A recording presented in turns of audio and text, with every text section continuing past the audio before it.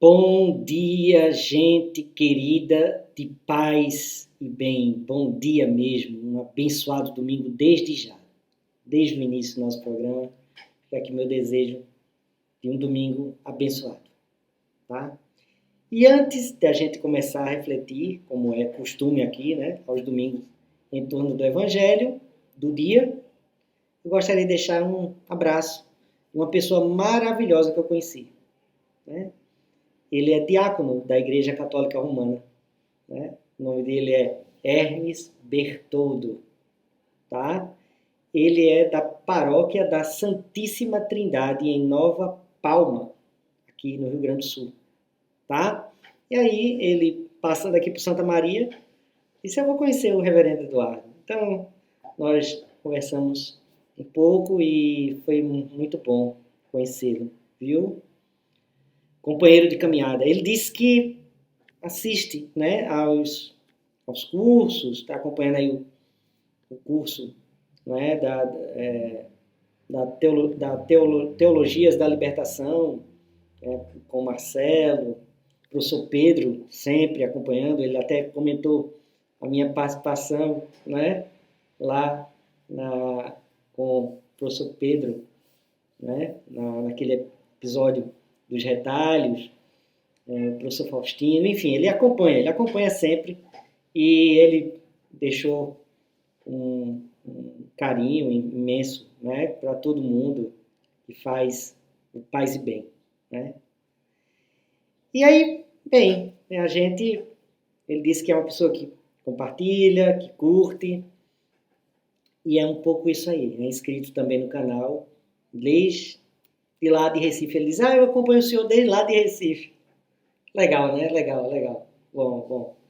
Fica aqui então carinho para todo mundo que nos acompanha. Mas vamos meditar em torno do Evangelho, não é? Hoje, qual é o Evangelho de hoje? O Evangelho de hoje é a continuação, em termos de sequência, né, do Evangelho do domingo passado, tá? E é um pouco o contexto daquilo que a gente está vendo. Jesus no enfrentamento, né, aos fariseus, aos anciãos do templo, né, e sempre de forma maliciosa, né, de forma capciosa, eles estão tentando envolver Jesus através do seu argumento, né, para encontrar argumentos, para que Jesus mesmo produza argumentos para que ele seja preso, que ele seja uma pessoa que diga, com suas próprias palavras, né, a sua acusação. A acusação que vai ser levada ao tribunal. Mas Jesus conhece o coração, né, dessas lideranças político-religiosas, né? E hoje, de forma especial, vamos ver mais uma trama dessa elite religiosa política, né? Dessa associação explosiva entre religião e política. E aqui o contexto do templo de Jesus, tá? Jesus está no templo sendo interpelado por essas autoridades, que, volto a dizer, eles não querem aprender, eles não querem saber nada, né, da mensagem da boa nova do reino. Eles querem, na verdade, que Jesus pise na casca de banana, né, e ele lança um argumento que possa ser utilizado contra Jesus no tribunal, com uma acusação a Jesus. Então, vamos por partes, né? Então, os fariseus foram e se reuniram para encontrar um plano, tramar um plano para apanhar Jesus em alguma palavra. Pegar Jesus no contrapé, na contradição, tá? Então, é isso que eles querem. Então, eles enviaram a Jesus os discípulos deles, ou seja, as lideranças não foram, mandaram os discípulos, né, com o roteiro. E junto ao grupo também foram os herodianos, ligados ao poder político de Herodes. Então, o poder político-religioso se juntaram, né, num interesse comum para tramar contra Jesus. Dizendo, qual foi o argumento deles, né? O que é que eles queriam? Eles disseram, mestre, sabemos que tu és verdadeiro e ensinas com fidelidade o caminho de Deus. Não dás preferência a ninguém, porque não consideras as pessoas pelas aparências. Veja que palavras adocicadas, né? Poder gosta muito disso. Né? As autoridades, né, usam essas palavras bonitas para envolver, né? E aqui para inflar, né, o ego de Jesus, né? Olha, sem mestre, bem sabemos que tu és verdadeiro. Né? Veja, eles querem aqui, né, com uma espécie de preâmbulo, envolver Jesus, né, pegar Jesus nessa coisa que os poderes do mundo adoram, a bajulação. Vamos bajular Jesus, porque aí ele fica com o ego inflado, e aí a gente joga a coisa e ele responde com autoridade, né, verdadeira, mestre verdadeiro. É isso que aqui está explícito. É o esquema de sempre dos donos do poder. Né? Que não estão interessados em aprender, não estão interessados em conversão, não estão interessados em mudança de vida, em metanoia. Não. Eles estão buscando palavras adocicadas para se aproximar, não é, de Jesus, para pegar ele na contradição. Volto a dizer. Então, qual é aqui a pergunta que esse preâmbulo serviu como, né, como um preâmbulo mesmo, como uma forma de colocar Jesus na roda. Dize-nos então, se tu és verdadeiramente mestre, né? O que pensas? É certo ou não pagar o imposto a César? Pagar o imposto a César. Quem é César?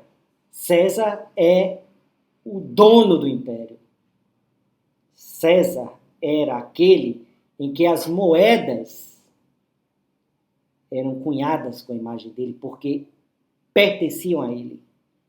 Porque a ele era ali a garantia, né, do imposto, do tributo que se pagava. E os impostos eram terríveis. E esses impostos eram uma coisa abominável para o povo. E serviam para extorquir, para sangrar. Representavam o que era mais detestável em termos da autoridade, da soberania daquele povo. Oprimido por tantas coisas, ainda por cima sobre a opressão ali, né? O coturno do imposto, do tributo, né? Ali, preso pelo garrote, né, econômico, financeiro, a gente diria hoje. E aí? É justo ou não pagar o tributo a César? Sim, é justo pagar o tributo a César. Se Jesus diz isso, ele compactua com o império. E aí, ele vai de encontro a tudo aquilo que ele pregou. Se ele diz que não, ele é alguém que é contra César, logo, inimigo número 1 do império. É uma cilada, é uma enrascada, é uma armadilha pronta para pegar Jesus. Vamos ver, né? Como é que ele se sai agora. Só tem uma. Dizes o que tu pensas. A palavra é bem maliciosa. Dizes o que tu pensas. E aqui eu faço mais um paralelo. E quando eu leio esse trecho, sempre me vem. As tentações de Jesus no deserto. né? Que a gente, em outras oportunidades, falou. Logo em seguida, ao batismo, Jesus foi ao deserto e lá, né, o inimigo, o adversário, né, se apresenta a ele e oferece as grandezas do mundo. Né? Se oferece, né, todas as riquezas do mundo. Né? Se me adorares, não tentes ao Senhor teu Deus, não tentes, maligno. Né? É essa coisa que o poder do mundo gosta muito. Gosta de ser adorado. Gosta de ter nas suas moedas de ouro, prata, a sua esfinge, né? O seu desenho, a águia romana. Né? Os pais da pátria adoram essas coisas. Né? Esse culto à personalidade, a mitificação das autoridades. As autoridades desse mundo adoram isso. E aí a gente vê que esse inimigo, esse adversário, esse Satã, na verdade ele se manifesta de diversas formas. Né? E aí ele se coloca exatamente contra aqueles que são contra a mensagem do Messias, do Cristo. São anticristos. E esses anticristos é que incorporam, ou que encarnam, né, vamos dizer assim, né? São aqueles possuídos pelo inimigo. Então, vamos lá. Como é que Jesus responde a essa pergunta? Conhecendo a malícia deles, Jesus conhecia por detrás dessas palavras doces, dessa dúvida, não é? Tão sensata, havia uma malícia. Jesus disse: hipócritas,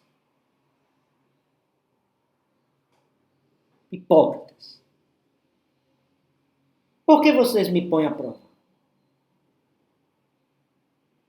Essa é a questão, essa é a postura de Jesus. Jesus não, amados irmãos, queridos, que estão aqui querendo saber, que buscam a sabedoria, não, hipócritas, e vocês estão me colocando à prova, porque vocês querem que eu caia em uma armadilha. Ele é claro, joga logo na cara. Mostre para mim a moeda do imposto. Dá a moeda. Eles lhe apresentaram um denário. Jesus disse, um denário, uma moeda usada para pagar o imposto, havia a esfinge de César. De quem é esta imagem e inscrição aqui? Jesus pergunta. Responderam, de César. Então Jesus lhes disse, pois devolvam a César. Devolvam a César o que é de César e a Deus o que é de Deus. Ouvindo isso, eles ficaram admirados e, deixando Jesus, foram embora. Nessa frase aqui, fala-se muito pouco sobre César e muito sobre Deus. Uma leitura, vamos dizer assim, deturpada, né? Uma leitura que foi ao longo do tempo consagrada, foi que Jesus aqui legitima o poder, no sentido de que, olha, dá a César o que é de César, é dele. Né? Não vão de encontro ao poder, ao império, né? E a Deus o que é de Deus, as coisas sublimes. Mas o que Jesus aqui está falando é de outra coisa. Ou melhor, de uma coisa melhor. Jesus aqui está colocando as coisas de Deus. Porque eles não davam a Deus o que era próprio de Deus. Eles eram bons, né? Pagadores de impostos e tributos, seguidores de César, mas não de Deus. E o que é que a gente tem que dar a Deus? Essa é a resposta que a gente vai encontrar no Evangelho do domingo que vem. Não, eu não vou deixar aqui vocês na surpresa. Eu vou logo antecipando. É falar aquilo que é próprio. Amar a Deus de todo o coração, de toda a sua alma, sobre todas as coisas. Não ter apego ao dinheiro, ao material.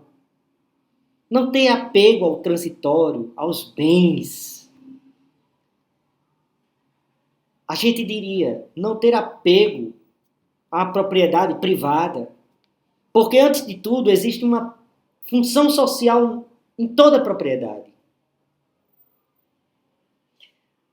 E é nesse sentido que a gente precisa, assim, amando a Deus sobre todas as coisas, de todo o nosso coração, não dar espaço ao bem e a essa ordem de valores deste mundo, que esse grupo, os fariseus e herodianos, amavam. Porque eles serviam exatamente a esse grupo, ao império. Então, o que é que aqui Jesus coloca? A parte mais importante. Se eu coloco no meu coração Deus, essa espiritualidade profunda, verdadeira, sobre todas as coisas, e eu busco, não é?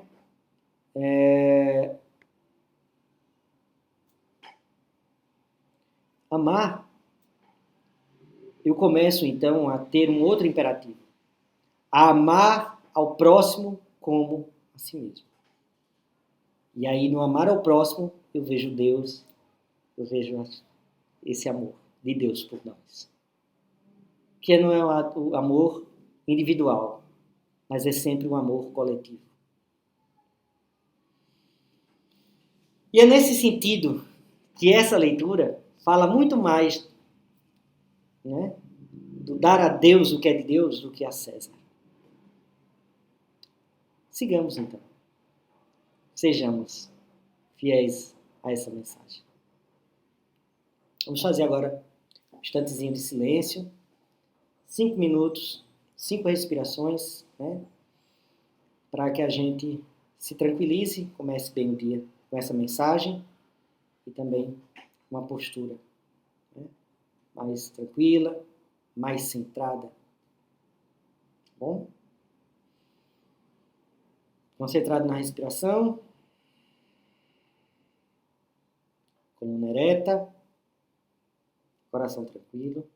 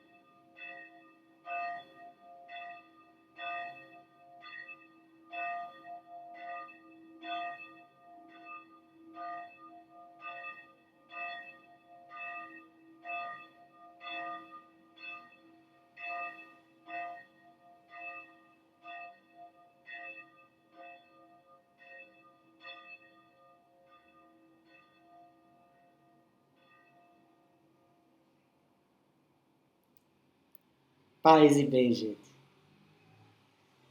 E sobre esses sinos, né, da Catedral de Santa Maria, Catedral Católica Romana, fica aqui o meu carinho, o meu abraço para todo mundo. Que a gente possa ter uma semana abençoada, né, como esses sinos a badalar, trazendo toda essa alegria para a semana que se inicia. Nos encontraremos sempre, hoje tem ofício, tá? Às 21 horas. Nos encontraremos sempre, de domingo a domingo, né? Nas 21 horas com ofício no final do dia. Que Deus nos abençoe. Em nome do Pai, do Filho e do Espírito Santo. Amém. Paz e bem para todo mundo. Paz e bem. Até o próximo domingo, gente. Gratidão.